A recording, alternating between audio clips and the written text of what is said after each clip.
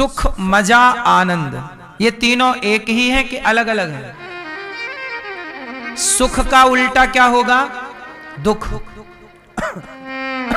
मजा का उल्टा क्या होगा? सजा। आनंद का उल्टा क्या होगा? इस धरती में सबका उल्टा है। सुख पाओगे तो दुख जरूर मिलेगा, क्योंकि सुख का दूसरा पहलू दुख है। जो सुखी है वो दुखी जरूर होगा, जो मजे में है वो सजा में जरूर रहेगा, अर्थात उसे कोई कष्ट होगा। लेकिन जो आनंद में है वो सदा आनंद में है, क्योंकि आनंद का उल्टा नहीं है, प्लस है आनंद का परमानंद और आनंद। यहां उल्टा नहीं है, कुछ है। सुख का उल्टा दुख, आनंद का उल्टा क्या? इसलिए संसार के लोग दुखी इसलिए हैं क्योंकि सुखी हैं। जो सुखी है वो दुखी इसलिए रहेगा क्योंकि दूसरा पहलू ही दुख है। लेकिन आनंद में जो है, इसलिए आप ये मत कहा करो कि हम सुखी हैं, ये कहा करो हम आनंद में हैं। आनंद में है भैया, आनंद में। कैसे हो भैया? आनंद है, सब आनंद में। भैया कैसे हैं आप लोग? क्या कहे? सुखी हैं, सुखी हैं। आप लोग आशीर्वाद भी देते हो, सुखी रहो, सुखी रहो। आनंद। इसलिए मेरी मां भगवान की तलाश करने आए हैं। आपका आनंद कहीं गुम हो गया, खो गया, इसलिए उस आनंद को ढूंढ रहे हैं आप। चींटी भी ढूंढ रही है आनंद, कहां खो गया। कुत्ता भी ढूंढ रहा है आनंद, कहां खो गया। पक्षी भी ढूंढ रहे हैं आनंद, कहां खो गया। जिसे आनंद मिल गया वो पेड़ की छांव में सुखी हो गया, पेड़ की छांव में मस्त है। और जिसे आनंद नहीं मिला वो सोने की लंका में भी परेशान है। आनंद है ईश्वर, उसका अनुभव जिसे हो जाए, वो जिसे मिल जाए, वो झोपड़ी में खुश है, मस्त है। इसलिए कहता हूं, मानव शरीर क्यों पाए हो? कर्मों का फल भोगने के लिए और खोए हुए आनंद को। अच्छा ये बताओ, आनंद कहां है? वो जिनके जीवन में मिला सत्संग है, उसे हर घड़ी आनंद ही आनंद है। जिसे सत्संग मिला उसे आनंद मिला। शास्त्रों का सार सुख दीन्हे सुख होते, दुख दीन्हे दुख होते। अब प्रश्न दूसरा है, मनुष्य का धर्म क्या है? आपका धर्म क्या है?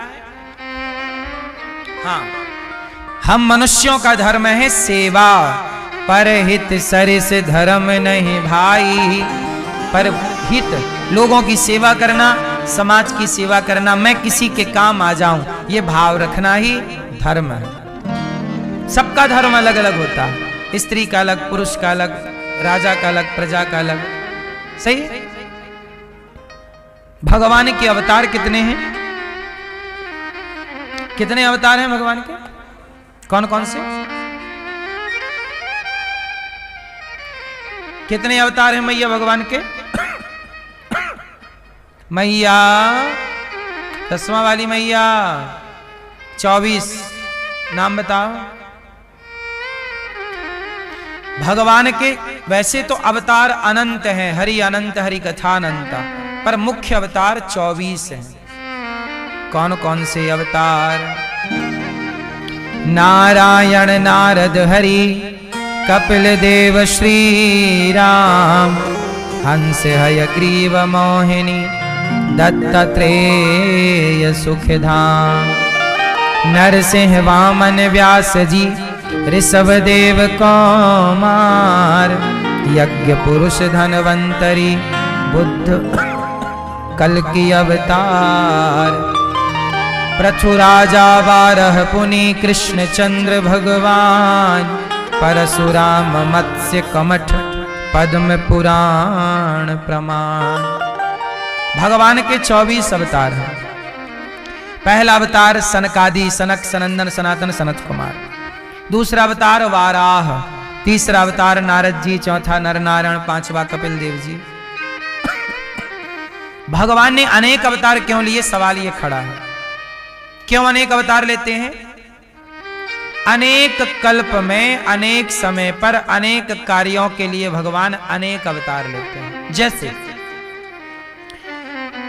एक राक्षस ने वरदान मांग लिया, ना दिन को मरूं, ना रात को मरूं, ना अस्त्र से मरूं, ना शस्त्र से मरूं, ना ऊपर मरूं, ना नीचे मरूं, मरूं ही नहीं, 12 महीने में किसी महीने नहीं मरूं। तब उसके लिए भगवान ने एक अलग से डिजाइन किया अवतार, नरसिंह अवतार बने और हिरण्यकश्यपु को मारा। उस हिरण्यकश्यपु नाम के दैत्य को मारने के लिए नरसिंह अवतार लेना आवश्यक था, तो उनके लिए नरसिंह अवतार हुआ। बोलो हाँ।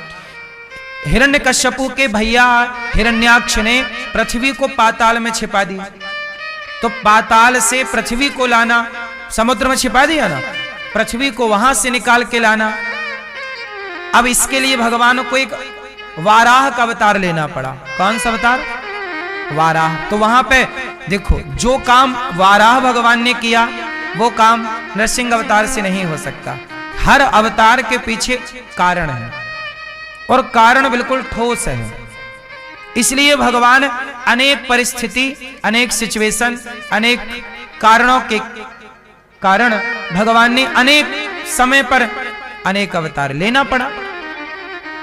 तो नरसिंह बन के आए, वामन बन के आए, फिर वामन राजा बलि के लिए 3 पग भूमि नापने छोटे से बने, भैया भिक्षा दे दो 3 पग भूमि। एक बार क्या हुआ कि रावण का अत्याचार बढ़ गया, तब रावण के अत्याचार को समाप्त करने के लिए भगवान को एक अवतार लेना पड़ा, राम।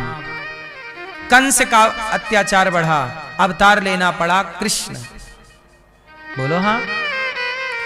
तो जो काम राम से हुआ, क्या वो काम कृष्ण से होता? या जो काम भगवान कृष्ण ने किया, क्या वो राम कर सकते थे? हर अवतार की एक मर्यादा है। राम ने रावण को मारा, राम ने एक विवाह किया, वो राम के ऊपर सूट करता है कि ये मर्यादा पुरुषोत्तम है। लेकिन भगवान राम बहुत सारे विवाह नहीं कर सकते थे, तब उन्हें कृष्ण बन के आना पड़ा। और बहुत सारे भक्तों की डिमांड थी कि हम आपको पति के रूप में चाहती हैं, तो उनके लिए कृष्ण अवतार के आओ। और किसी अवतार में इतनी सारी पत्नियों को स्वीकार नहीं किया, लेकिन ये जो पति के भाव से भज रही हैं वो जाएं कहां? उनके लिए एक सेपरेट अवतार लिया भगवान ने, कृष्ण। ये कृष्ण अवतार है। एक अवतार में ये लीला करना है, केवल विवाह करेंगे। एक अवतार में केवल एक विवाह करके मर्यादा की स्थापना करेंगे। एक अवतार में विवाह ही नहीं करेंगे। वामन अवतार में विवाह नहीं हुआ, नरसिंह अवतार में विवाह नहीं हुआ, कपिल अवतार में विवाह नहीं हुआ। बोलो हाँ। भगवान के बहुत अवतारों में भगवान का विवाह नहीं हुआ। वो अवतार तनिक देर के लिए हुआ, कार्य हुआ और पूरा हो गया। भगवान, अब आप लोग बताइए मुझे कि भगवान का वो कौन सा अवतार है जो अवतार इस धरा पर सबसे लंबे समय तक रहे? आप लोग बताइए। पीले भैया बताएंगे वो कौन सा अवतार है जो अवतार लेकर भगवान इस धरती पर सबसे लंबे समय तक रहे। चश्मा वाली मैया, कौन सा अवतार है? कौन सा अवतार है? वो कौन सा अवतार है जो अवतार लेकर भगवान सबसे, वामन भगवान का अवतार तो हुआ और भगवान लीला पूरी करके पाताल में गए, द्वारपाल बने रहे, लक्ष्मी जी लेकर चली गई, कुछ टाइम तक रहे। नरसिंह अवतार आए, हिरण्याक्ष को मारा, लीला पूरी की और नरसिंह अवतार लिया अवतार और छुट्टी। भगवान कृष्ण भी 125 वर्ष तक रहे। सबसे अधिक समय तक रहे भगवान राम। कितने साल रहे? 11,000 वर्षों तक, वाल्मीकि रामायण के अनुसार भागवत जी के अनुसार 13,000 वर्षों तक।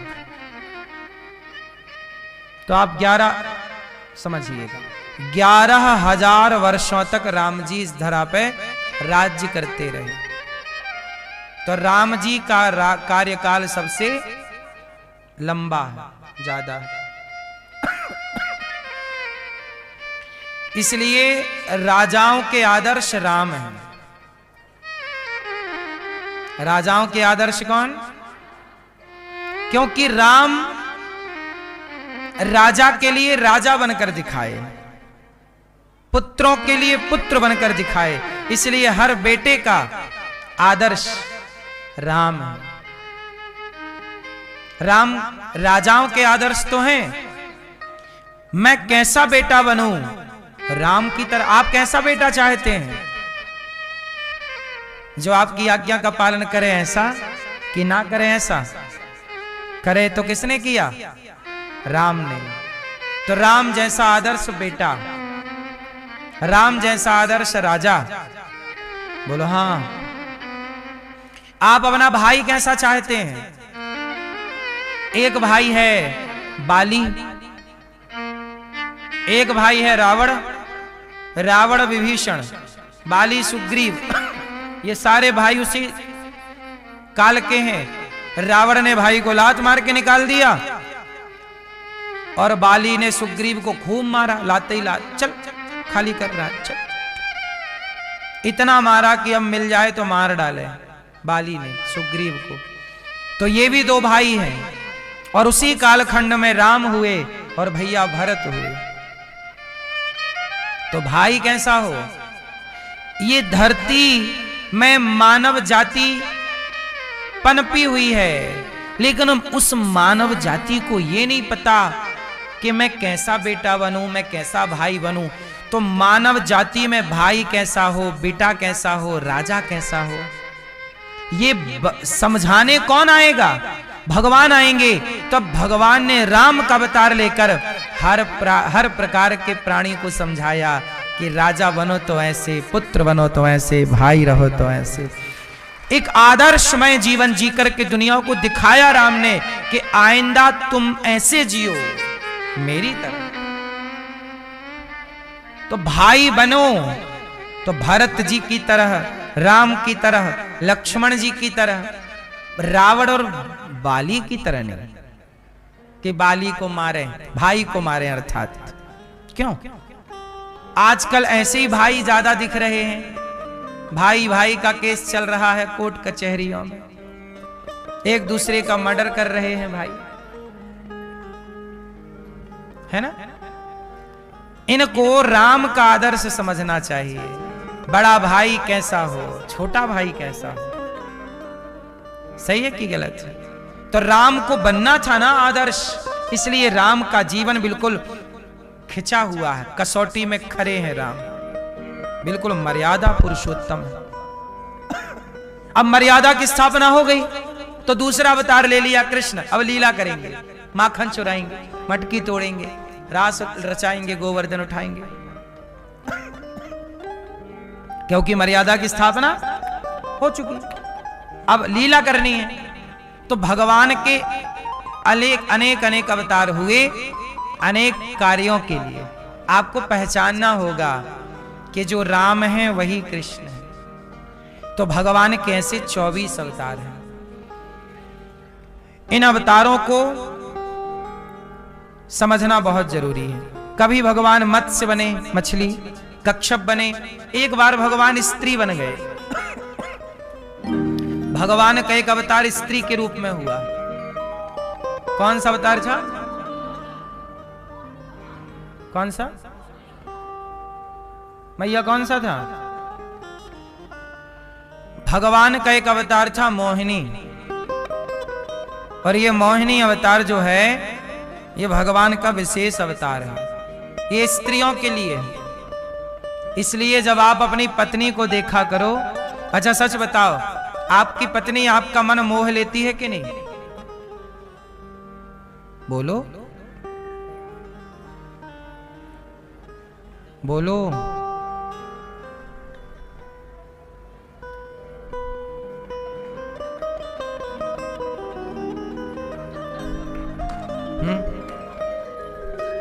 यदि आपका मन आपकी पत्नी मोह लेती है तो मोहिनी भगवान की कुछ आंशिक छवि झलक उनमें है।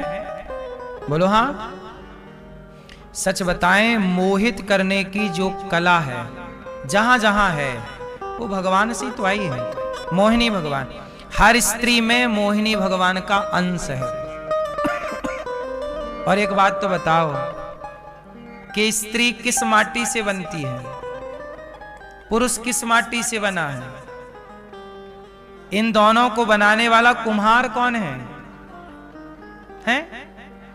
तो बनाया तो दोनों को ही उसने। तो जब बनाया है तो अपने गुण भी डाले होंगे। इसलिए पत्नी भी भगवान है, इस भाव से पत्नी का दर्शन करना चाहिए, स्त्री को भगवान के भाव से। इसलिए सनातन धर्म में स्त्री का दर्जा और सम्मान भगवान के बराबर है। आप देख लो, हिंदुओं के अतिरिक्त दुनिया भर के मजहब पंथों को देख लो, क्या कहीं भी स्त्री को भगवान का दर्जा प्राप्त है? बताओ। मुसलमानों के यहां अल्लाह है, वहां ईश्वर का दर्जा किसी स्त्री ने नहीं पाया है। ईसाइयों के यहां यीशु हैं, वहां किसी स्त्री ने भगवान का दर्जा नहीं पाया है।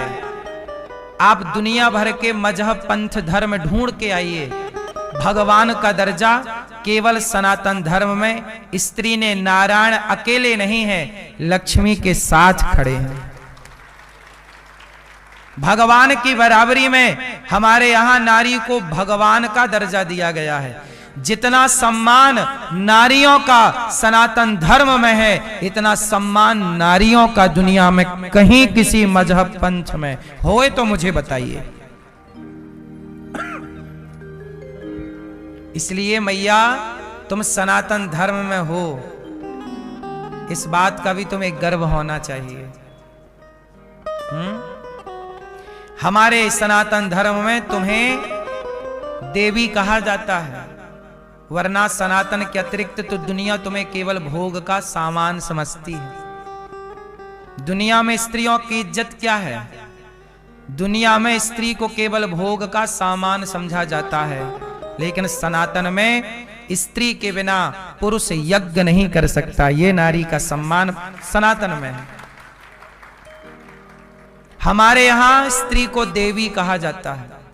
हमारे यहां स्त्री के पांव धुलकर, स्त्री कौन? मां के रूप में जो स्त्री है, मां के पांव धुलकर के पीने का विधान है। कहते ना, मां के चरणों में जन्नत होती है। जननी जन्म भूमश्च स्वर्गादपि गरीयसी। इसलिए सनातन धर्म जितना श्रेष्ठ है, दुनिया ढूंढ आई है ना। हमने तो दुनिया बहुत करीब से देखी है। मेरी मां, नारी का सम्मान सनातन में ही है। आपको लगता है कि और कहीं नारी का सम्मान है? बोलो। हमारे सनातन में नारी का सम्मान है भगवान की तरह। इसलिए कहा जाता है कि जरा ढक के रहा करो, मर्यादा में रहा करो। तो लोगों को बात बुरी लगती है कि आप क्यों कहते हो कि मर्यादा में रहा करो। किसी की जो मर्जी वो पहने, जो मर्जी वो खाए, जो मर्जी करे, नहीं। ईसाई लोग थोड़ी मना करते हैं अपनी बहन बेटियों के कि तुम ये पहनो, ये ना पहनो। क्यों? अब आप कहोगे नहीं जी, वो खुले विचारों के हैं। विचारों से नहीं है ये बातें। यदि वो खुले विचार के हैं तो फिर नारी को भी अपने चर्च में भगवान के दर्जा देके बिठाएं। भाई, विचार खुला तो सनातन का है। खुले विचार वाले तो सनातन ही हैं कि भगवान के बगल में नारी को बिठा के पूजा करते हैं। खुले विचारों के तो हम लोग हैं। अब हम लोग तुम्हें भगवान की तरफ पूजते हैं, इसलिए तो कहते हैं कि तुम भगवान की तरफ पूजने वाली स्त्री हो, इसलिए मर्यादा में रहा करो। तुम अमर्यादित रहोगी, शोभा नहीं देगा। क्यों? अब जैसे देखो, गांव का शराबी आदमी शराब पी के झूम रहा है, तो कोई कुछ नहीं बोलता, यार इसकी तो आदत है, ये तो लतखोर है। ये क्या है? लतखोर है, ये तो रोज का काम है। लेकिन सोचो कि गांव के बहुत बड़े विद्वान गुरुजी शराब पी के झूमने लगे, तो क्या ये मर्यादा है? अरे सामान्य व्यक्ति शराब पी के झूम रहा है, वो तो लतखोर है, चलो। लेकिन गुरुजी आप तो समझदार हैं, आप शराब क्यों पी रहे हैं? तो उम्मीद उस शराबी से ना की जाएगी, उम्मीद अच्छे लोगों से ही की जाती है। इसलिए सनातन की नारियों से ही उम्मीद की जा रही है कि तुम तो मर्यादा में रहो। हम उनको तो कह नहीं सकते कि मर्यादा में रहो, क्योंकि वहां तो कोई मर्यादा ही तुम्हें कहा जा रहा है, क्योंकि तुम मर्यादा में रहने वाली हो। क्यों? बात समझ में आ रही है कि नहीं? कि नहीं आ रही है? आप अच्छे हो, सनातन की स्त्रियां सबसे श्रेष्ठ स्त्रियां हैं। तो हम अपनी बहन बेटियों को ही तो समझाएंगे कि बेटा दुनिया की चकाचौंध में वो निर्वस्त्र घूम रही हैं, अर्धनग्न घूम रही हैं, तुमको शोभा ना देगा, क्योंकि तुम सनातनी हो, वो सनातनी नहीं है। बोलो हाँ। मैं अमेरिका गया, ऑस्ट्रेलिया गया, तो वहां की जो स्त्रियां थी वो तो बिल्कुल अर्धनग्न घूम रही थी वहां खुले में। वहां का कल्चर ऐसा है, वहां छोड़ी हम किसी को बोले कि ये गलत है, क्योंकि वहां इस तरह का चलन है। वो तो बिल्कुल ना के बराबर कपड़ा, जैसे हमारे यहां जितने कपड़े, बच्चा छोटा सा नहीं पहनता कपड़ा, पुंतरिया है ना, छोटा बच्चा पैदा होता है तो उसे पुंतरिया पहनाते हैं। बोलो हाँ। ऐसे वहां पहने पहने घूम रही थी, लंगोटी, बस वही लंगोटी थी वहां। तो वहां का वो फैशन है, कल्चर है, वहां ठीक है उनके लिए। लेकिन उसी को अब भारत में लाना चाह रहे हैं कुछ लोग। तो जरा सोचो कि वहां की नारियों का तो उनका अपना भगवान का दर्जा नहीं है उनके पास, उनका अपना भगवान का दर्जा नहीं है। हमारे यहां नारियों को किसका दर्जा है फिर? तो जरा सोचिए कि आप कहां और वो कहां, कहां राजा भोज, कहां गंगू तेली। तो राजा भोज को गंगू तेली तो ना बनाओ। भारत की नारी तो देखो पतिव्रता नारी है। हमारे यहां की नारी कौन सी है? पतिव्रता। अरे हमारे यहां ऐसी नारियां हैं, हमारे यहां की स्त्रियां विधवा होती हैं, पति मर जाए तो उसी की विधवा रह के जिंदगी गुजार देती हैं, पूरी जवानी गुजार देती हैं, और चरित्र पे तनक भी दाग नहीं लगने देती। लेकिन आप दुनिया भर में ढूंढ के आना, दुनिया में विधवा स्त्रियां हैं ही नहीं भारत के सिवा, अर्थात सनातन संस्कृति के सिवा कोई विधवा नहीं होती। वहां आज मर जाए तो महीने भर बाद दूसरा जिंदाबाद, दूसरा मर गया, तीसरा मर गया, चौथा। यही हाल पुरुषों का है और यही हाल स्त्रियों का है। बोलो हाँ। हमारे यहां की परंपरा और वहां की परंपरा मैच हो सकती है क्या फिर? और आजकल कुछ लोग मैच करना चाहते, नहीं भारत में भी वैसे ही रहो। कैसे रहे?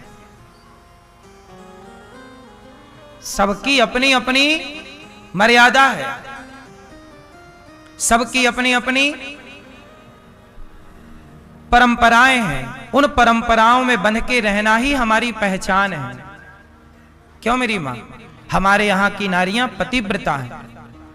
पति, हमारे यहां पहले सती हुआ करती थी, बाद में सती प्रथा बंद की गई। सती जबरदस्ती नहीं था हमारे यहां। अच्छा बताओ, सती हमारे यहां जबरदस्ती होती थी? कोई होती थी? अब जैसे क्या हुआ, दशरथ जी की मृत्यु हो गई, तो क्या दशरथ जी की पत्नी माता कौशल्या सती हुई थी? नहीं हुई ना। क्या सुमित्रा जी सती हुई? नहीं हुई। क्या कैकेयी सती हुई? इसका मतलब सती प्रथा हमारे यहां नहीं था। हां, सती प्रथा नहीं था, और था भी कैसे? अब सुनो, पांडु की 2 पत्नियां हैं।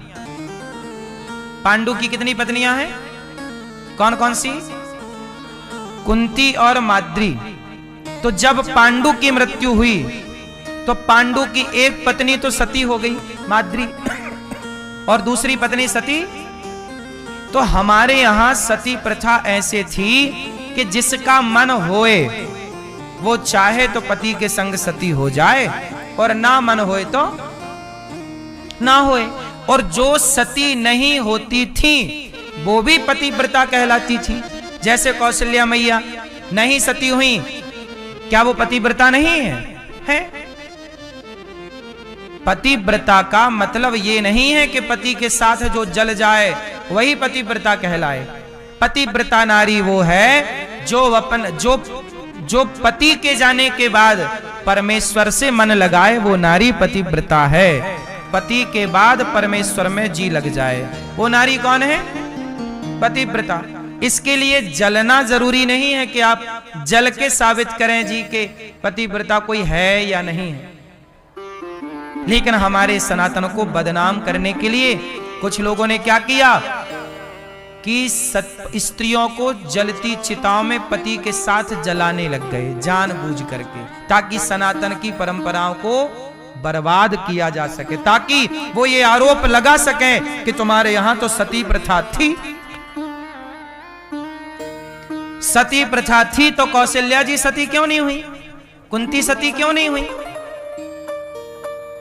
रावण के मरने में मंदोदरी सती क्यों नहीं हुई?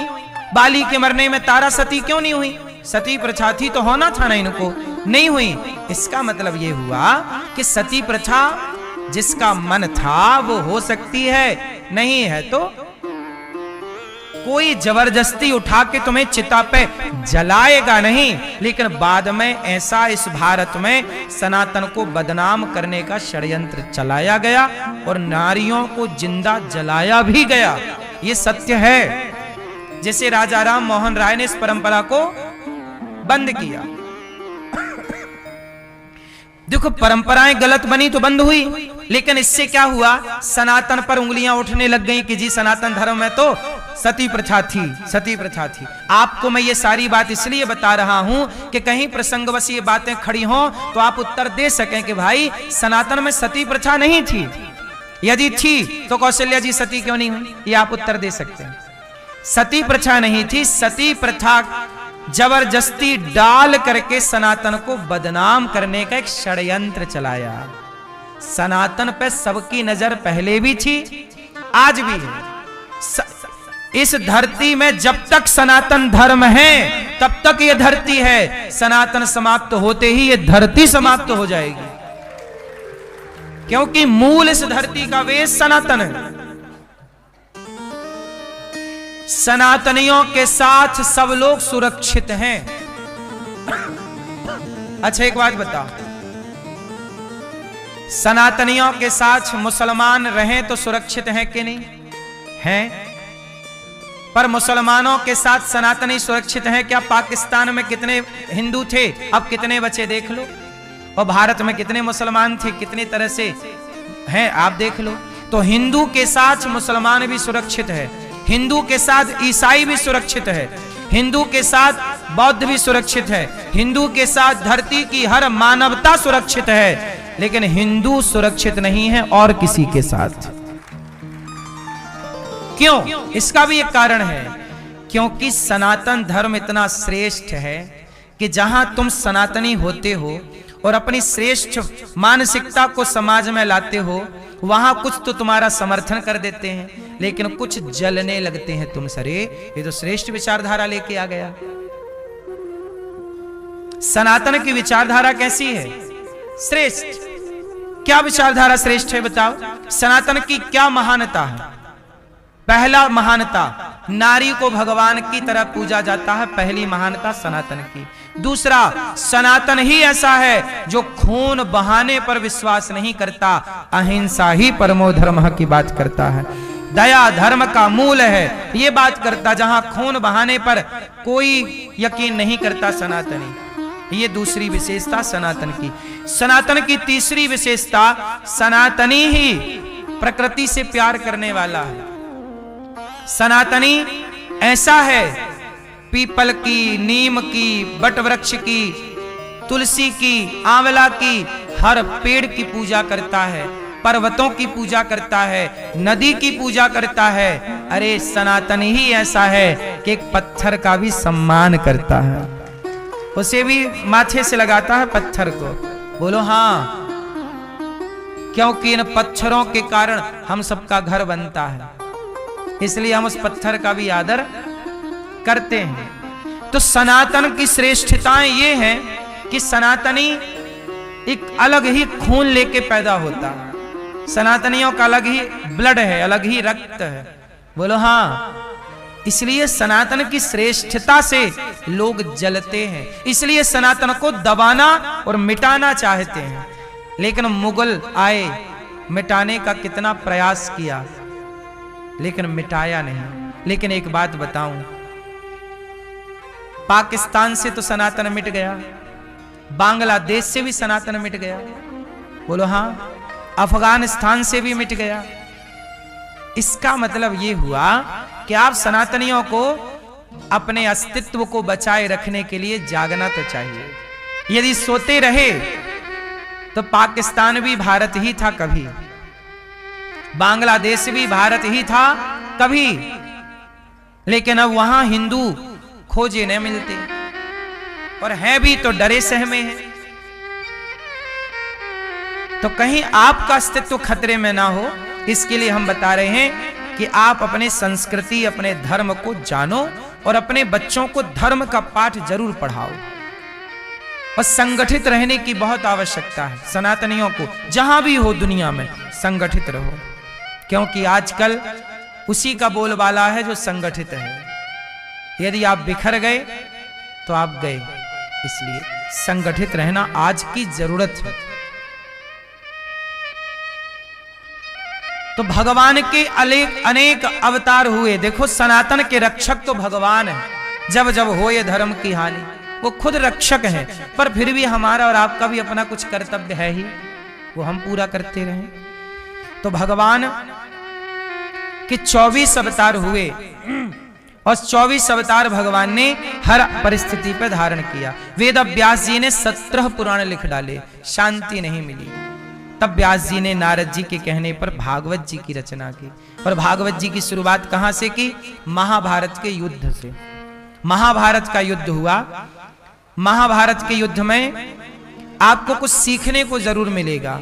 महाभारत की कथाएं बहुत कुछ सिखाती हैं। क्या क्या सिखाती हैं? आओ कुछ शिक्षा हम महाभारत से ग्रहण कर लेते हैं। जो हमारे काम की है हम ग्रहण कर लेते हैं।